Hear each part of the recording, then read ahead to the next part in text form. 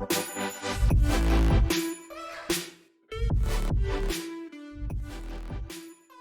हमने अपनी पिछली वीडियो में डेटा सीरीज के बारे में देखा था। इस वीडियो में हम देखने वाले हैं डेटा फ्रेम के बारे में। तो डेटा सीरीज और डेटा फ्रेम ये दो डेटा टाइप आपको पैंडास के अंदर देखने को मिलेंगे। उसमें से सीरीज को हमने ऑलरेडी देखा हुआ है। इस बार हम पैंडास के डेटा फ्रेम के बारे में देखते हैं कि डेटा फ्रेम किस लिए यूज़ हो रहा है और किस लिए आप इसको कैसे यूज़ कर सकते हैं। तो यहाँ पर सबसे पहले हम डेटा फ्रेम एक क्रिएट करना चाहते हैं। तो उसके लिए आपको पैंडास आपको इंपोर्ट करना रहेगा। इंपोर्ट करने के बाद आप मान लीजिए यहाँ पे एज इस नाम से आपने एक वेरिएबल बना ली जिसके अंदर आपने 3 एज आपने डिफाइन कर दी। लेट्स से 23, 44 और 56 है। यूजर्स भी आपने डिफाइन कर दिए। तो यूजर को मैं यहाँ पे शॉर्ट फॉर्म में लिखा हूँ जो कि है U1, U2 और U3, यानी कि यूजर 1, यूजर 2 और यूजर 3 करके। तो मेरे पास यहाँ पर नेम है और साथ में एजेस है। इन दोनों के लिए मैं चाहता हूँ कि एक एक्सेल की तरह एक जो है कुछ क्रिएट हो जाए। तो डेटा फ्रेम क्या होता है कि आपके मल्टीपल कॉलम्स के लिए होता है ना, मल्टीपल रोज के लिए होता है कि आप इसके अंदर मल्टी रोज आप रोज के फॉर्म में आप डेटा स्टोर कर सकते हैं इस तरीके से। तो यहाँ पर मान लीजिए मेरे पास यूजर्स है। यूजर्स नाम का एक वेरिएबल है जिसके अंदर मैंने एज पास किया हुआ है और नेम पास कर दिया मैंने, जो कि नेम के अंदर आप नेम डाल सकते हो।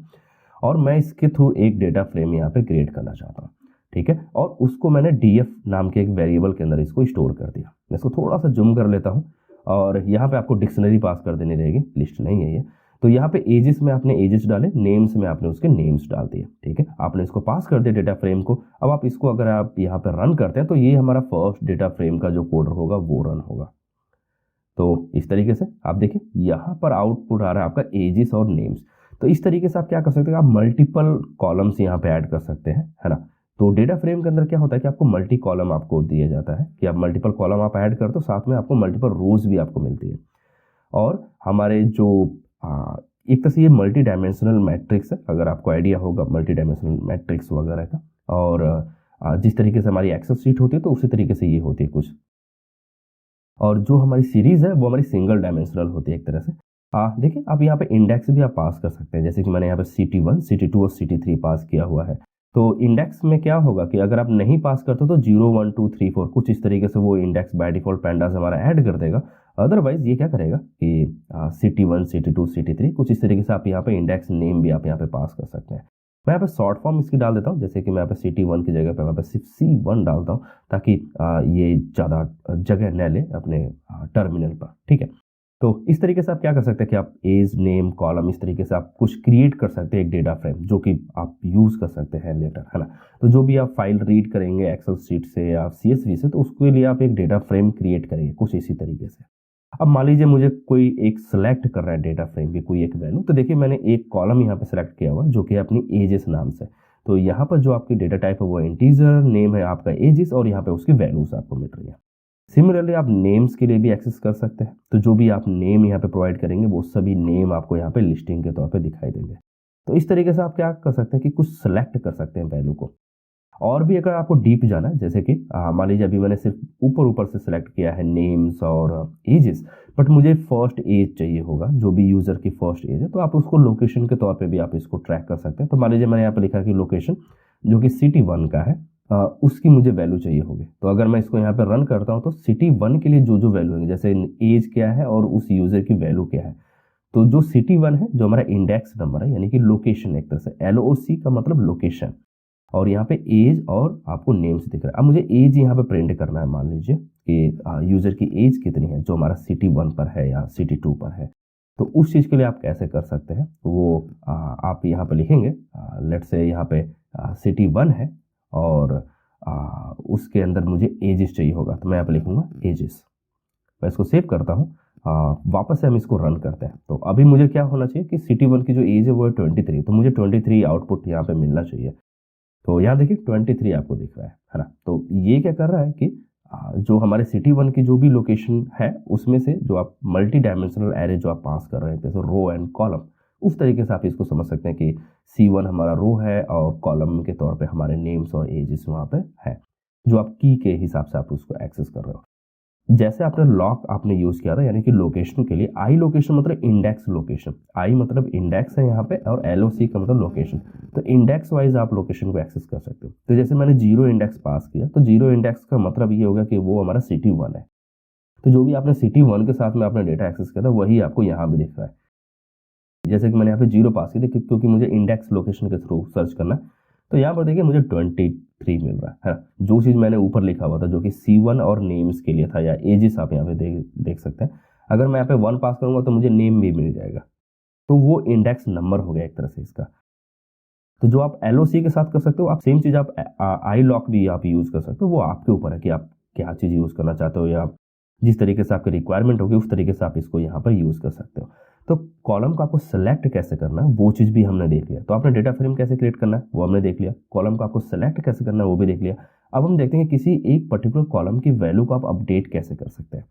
तो इस केस में मान लीजिए कि मैं जो हमारी CT1 है एक तरह से उसकी जो एज है वो मैं 23 से हटा करके मैं कुछ और करना चाहता हूँ। लेट्स से यहाँ पे 33 करना चाहता हूँ। जो अपने केस में अभी क्या है कि उसकी एज 23 है। यहाँ पर आप देख पाएंगे कि यहाँ पे उसकी एज 23 दिखा रहा है, बट मैं इसको 33 करना चाहता हूँ। तो मैंने यहाँ पे लिखा 33 और इसको सेव किया और वापस से अगर मैं डेटा फ्रेम को अगर मैं यहाँ पे प्रिंट करता हूँ तो प्रिंट किया मैंने DF और मैं इसको अब रन करना चाहता हूँ। तो अभी मुझे C1 यानी कि CT1 की जो एज है वो हमारी 33 मिलनी चाहिए। मैंने इसको रन किया तो अब देखिए यहाँ पे 33 आ रहा है। तो इस तरीके से आप क्या कर सकते हैं कि आप अपडेट कर सकते हैं, है ना। किसी कॉलम की एक पर्टिकुलर कॉलम की जो वैल्यू है वो आप अपडेट कर सकते हैं। तो यहाँ पे एट मेथड का आपको यूज़ करना है। तो यहाँ पर मान लीजिए मैंने नेम्स में भी कुछ चेंजेस किए जो कि है user1, तो आपको यहाँ पे दिखेगा कि user1 की वैल्यू यहाँ पे आप चेंज कर सकते हैं। तो इस तरीके से आप क्या कर सकते हैं कि चीज़ों को आप अपडेट कर सकते हैं। सिमिलरली आप रिप्लेस का भी आप यूज़ कर सकते हैं। तो रिप्लेस क्या है कि ये आपके अंदर, जैसे कि मैंने यहाँ पे user1 लिखा तो मैंने कोई लोकेशन वगैरह कुछ पास नहीं किया, मैंने डायरेक्ट लिखा कि भाई user1 की जगह पे आपको लिखना है US1 करके। इस तरीके से मैंने इसको सेव किया और यहाँ पर आपको इन प्लेस ट्रू कर देना है। इन प्लेस ट्रू का मतलब ये हो गया कि ये आपको एक नया डेटा फ्रेम रिटर्न नहीं करने वाला है। जो आपका डेटा फ्रेम है उसी के अंदर ये चेंजेस कर देगा, यानी कि जो आपकी बेस फाइल है उसी के अंदर आपको चेंजेस करके आपको वो दे देगा, यानी कि अपडेट करके। तो आपको नई फाइल यहाँ पे क्रिएट करने की जरूरत नहीं पड़ेगी। तो यहाँ पे अभी हमने अपडेट करना भी सीख लिया कि कैसे आपको किसी एक पर्टिकुलर कॉलम की वैल्यू को आपको कैसे अपडेट कर लेना है। अब हम क्या करते हैं कि ऐड करते हैं कुछ एडिशनल कॉलम्स। मान लीजिए आपके पास 2 कॉलम है और आप चाहते हैं कि यार इसके अंदर मैं मल्टीपल कॉलम भी ऐड करना चाहता हूँ या 1-2 कॉलम अभी रह गए वो मैं यहाँ पर ऐड करना चाहता हूँ। जैसे कि मान लीजिए यहाँ पे मैं कंट्री ऐड करना चाहता हूँ। तो कंट्रीज़ के लिए मैंने क्या किया, कुछ अलग से कंट्रीज़ यहाँ पर डिफाइन कर ली, जैसे कि जो कि है अपने केस में कंट्री 1, कंट्री 2 और कंट्री 3 मान लीजिए, क्योंकि हमारे पास 3 रिकॉर्ड है तो हमने यहाँ पे 3 कंट्री यहाँ पे डिफाइन कर ली। अब हम ये चाहते हैं कि इन कंट्रीज़ को मैं ऐड कर पाऊँ अपने एग्जिस्टिंग डेटा फ्रेम के अंदर। तो मैं यहाँ पे क्या करूँगा कि एक कॉलम यहाँ पे लिखूंगा DF कंट्री करके, या कंट्रीज़ कर लेते हैं इसको, और मैं इसके अंदर यहाँ पे पास कर दूंगा जो भी अपने कंट्रीज नाम का वेरिएबल है उस चीज़ को। मैं इसको सेव करूँगा और मैं इसको रन कर दूंगा। तो ये बहुत ईजी है इसके अंदर एक नया डेटा फ्रेम को ऐड करना। तो देखिए यहाँ पे नेम, एज और आपकी कंट्रीज, ये तीनों चीज़ें आपको यहाँ पर देखने को मिल रही हैं। तो आप इजीली इस तरीके से कुछ भी आप कॉलम ऐड करना चाहते हो तो आप ऐड कर सकते हैं। आप कुछ 2 कॉलम्स को आप ऐड करके आप 3rd कॉलम भी आप बना सकते हैं। तो मान लीजिए मैंने यहाँ पे लिखा कि कंट्री यूजर, तो ऐसे में ये यूज़ होता है जैसे कि आप कुछ एड्रेस वगैरह का आप कुछ कॉलम आप मर्ज करना चाहते हैं एक तरह से, तो आप उन 2 कॉलम्स को या 3 कॉलम्स को आप मर्ज करके आप एक सिंगल कॉलम बना सकते हो, है ना। तो जैसे कि मैंने यहाँ पे लिखा कि DF यूज़र प्लस और इन 2 कॉलम्स को यानी कि यूज़र और जो कंट्री कॉलम को आप मर्ज कर दो। यहाँ पे दिक्कत कर रहा है जो कि है यूज़र्स के हिसाब से, में भी यहाँ पे आपको नेम्स आएगा। तो जो भी आपके नेम्स है और जो कंट्रीज हैं उन 2 कॉलम्स को हम यहाँ पे मर्ज कर रहे हैं।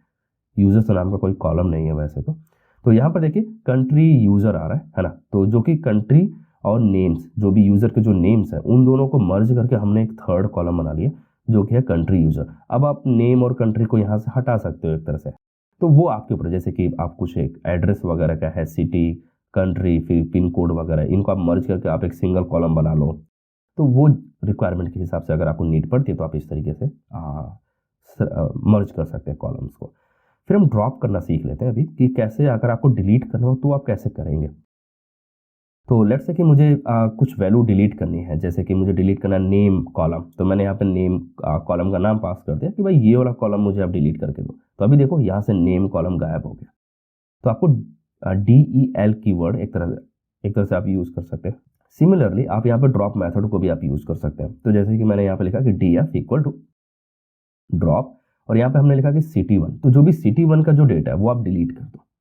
आप देख सकते हैं यहाँ पे। तो यहाँ पे मैं इंडेक्स के थ्रू यानी कि रॉ के थ्रू मैं डिलीट कर रहा हूँ, तो रो वाइज एक तरह से। तो यहाँ पे 0 इंडेक्स पे जो आपकी रो है वो यहाँ पे देखो डिलीट हो गई है। तो सिटी 1 की जो भी चीज़ें थी, आपकी एज, नेम या जो भी चीज़ें हो, वो यहाँ पे डिलीट हो चुकी है, कंट्री और कंट्री यूज़र। अब हम क्या करते हैं कि दो जो हमारे डेटा फ्रेम्स हैं उनको हम ऐड करना सीख लेते हैं एक बार। कि मान लीजिए आपके पास मल्टीपल डेटा फ्रेम है, आपने मल्टीपल CSV फाइल को आपने रीड किया हुआ है, अब उन फाइल्स को आप एक जगह मर्ज करना चाहते हैं।